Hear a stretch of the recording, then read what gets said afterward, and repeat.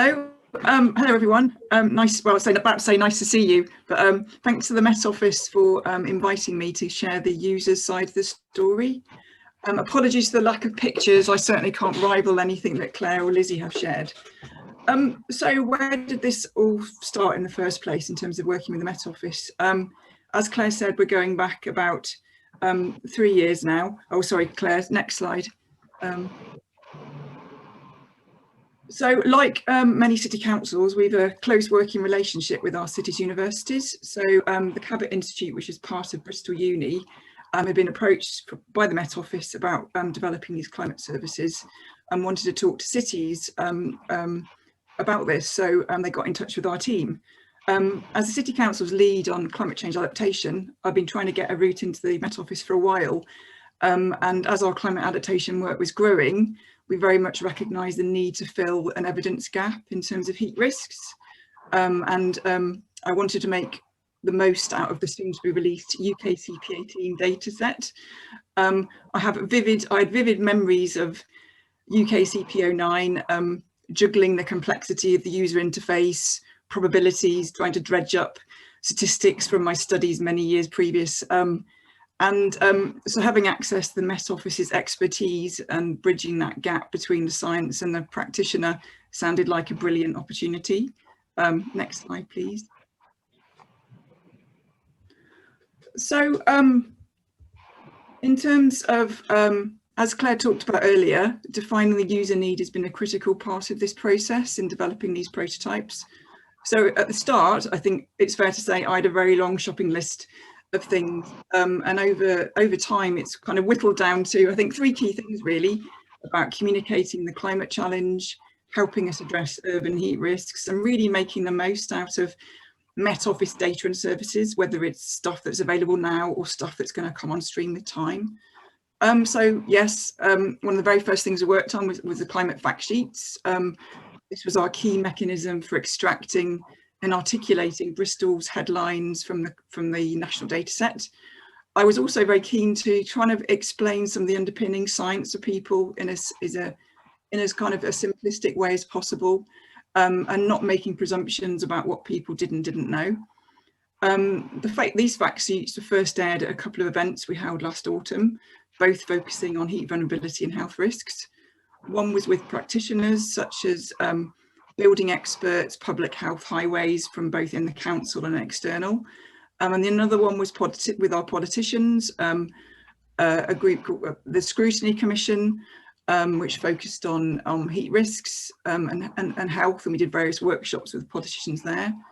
So I suppose presenting climate data in this way lent itself to very animated discussions, and another key thing was really having the trusted voice of the Met Office, both the kind of being behind the data and there on hand to talk things through with people. That was priceless. And as Claire said, the fact sheets formed part of the evidence base for the citywide strategy, which is the city's plan for becoming carbon neutral and climate resilient by 2030. And in that report that was developed by Arup, the resilience assessment, the tabular data was adapted. So there's an example of how things start to evolve. So they started to develop, there were icons produced for the different variables and how they changed. And we also started to relate things to the kind of 2 and 4 degree world, the 2 different climate scenarios. Now we're working together on heat risk. And I think for me, this feels like by using UK CP local, we're kind of getting into new territory. It feels that this is going to give us some very powerful insights into how extreme heat is going to change over the coming decades. And that localized information feels like a missing part of the jigsaw. So this, and also there's going to be some spatial data, which is really important to start to show how things change across the city. And we're also developing our own GIS mapping portal. So this is something that we can plug that data straight into, which is under development now.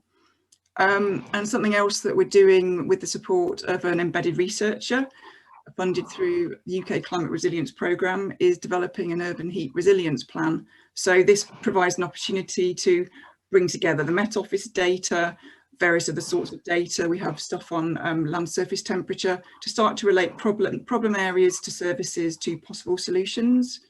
And Claire's also going to run a workshop with the Core Cities Adaptation Working Group in the spring to share ongoing work on these climate services. So that's people like me and other authorities in England.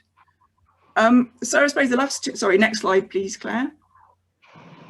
So I suppose the final two slides are really about reflections about the process. So I suppose something that's really important for me is that the way that we've worked together is as important as the science. This kind of long-term partnership has given us time to get to know one another's perspective. It also creates things like a safe environment for me to ask stupid questions. You know, if I don't understand it, how can my clients and my colleagues understand things? It's also highlighted the kind of balancing act between maintaining scientific integrity and making information accessible and relatable for people. And also by prototyping by its very nature, you learn as you go, and how I think we'd approach developing the fact sheets today would be different from a year ago. But you know, there's things that will continue to be very useful, and we're creating, I suppose, derivatives, and that process is having a life of its own. And things like the climate stripes are brilliant, they're very intuitive, and are certainly here to stay. We've also learned quite a lot about the kind of prototyping process. We kind of want to get more voices involved in the process when we share the heat data. You know, colleagues are often super keen to be involved, but one of the constraints is the kind of demands of the day job limit how much time people have. But having specific projects underway also to use as test beds provides a really excellent mechanism to engage people. So things like the Urban Heat Resilience Plan provide that focus. And also having cross-cutting processes underway, such as the wider climate change programme, helps pave the way and lays that groundwork for engaging people.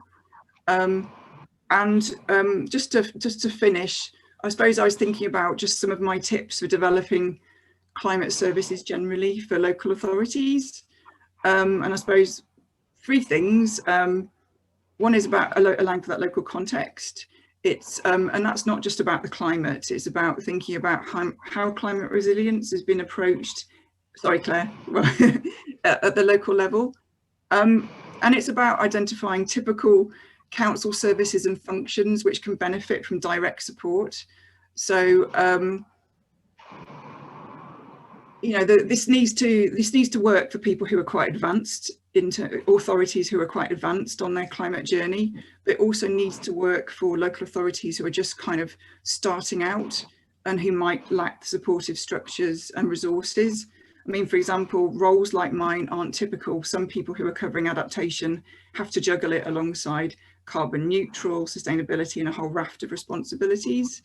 And it's also, the final thing is really recognising that councils operate within a much wider system.